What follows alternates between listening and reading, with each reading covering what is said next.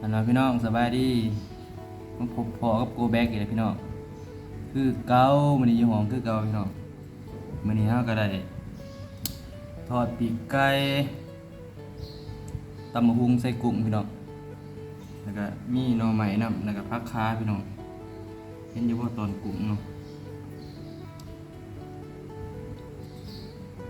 นี่ตอนกุ้งพี่น้องกุ้งก็ตัวน้อยหน่อยรอกุ้งใส่น้ำพี่น้องพี่น้องบ่เว้าหยังไรพี่น้องใส่เลยพี่น้องดูเขาเด้อ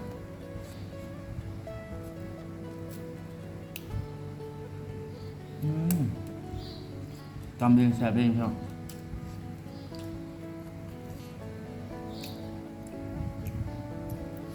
ดู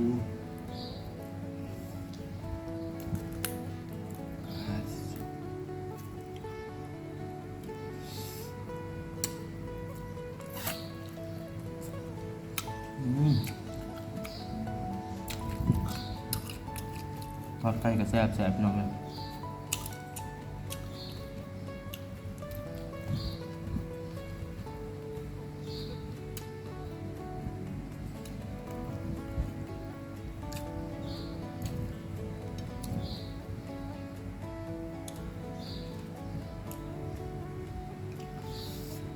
ต้องมาเลยพี่น้อง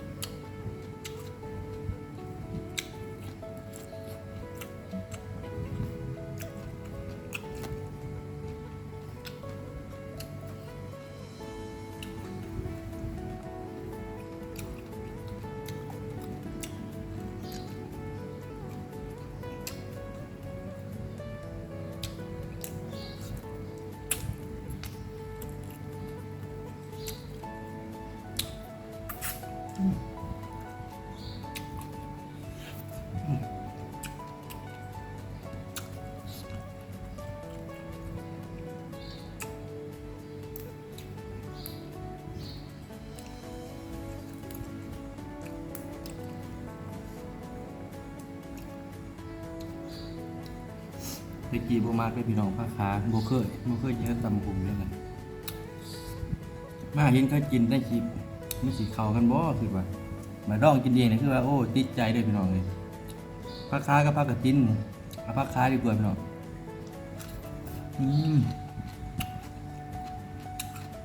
ตามปุ๊บ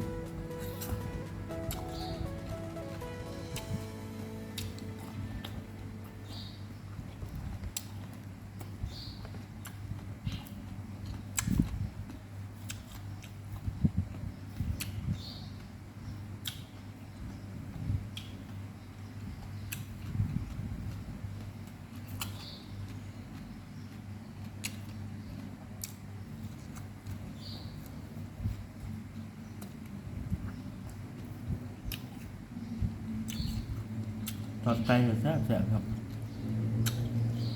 ขาประจำ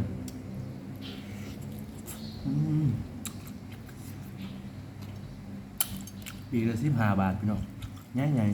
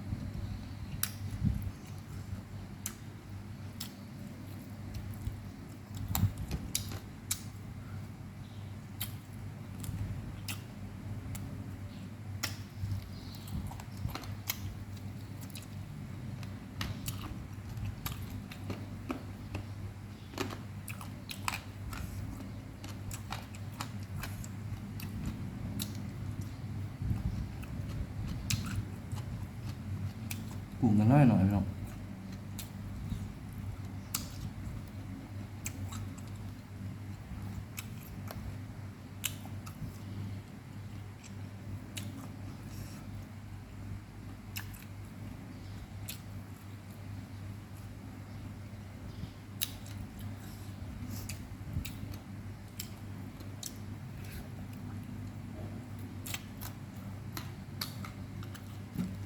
ไก่ทอดแซ่บแห้งมาก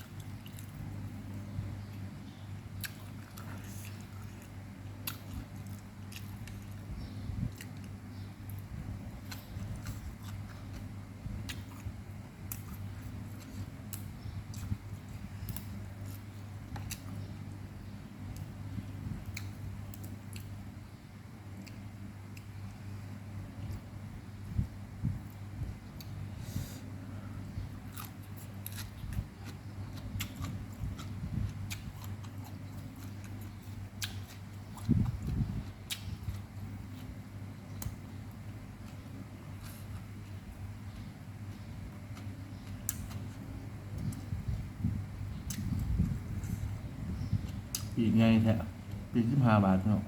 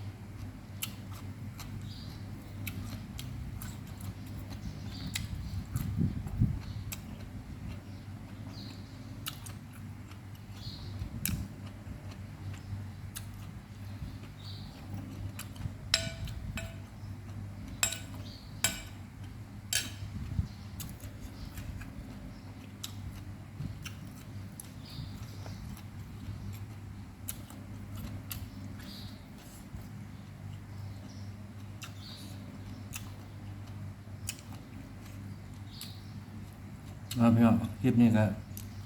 จบสำเนียงก่อนเนาะพี่น้องเนาะแต่ยังเล่มที่หลังพี่น้องอย่าลืมกดไลค์อย่าลืมกดไลค์กดแชร์ให้พี่น้องเด้อกดติดตามกดกระดิ่งด้วยพี่น้องไปกันเด้อพี่น้องเด้อ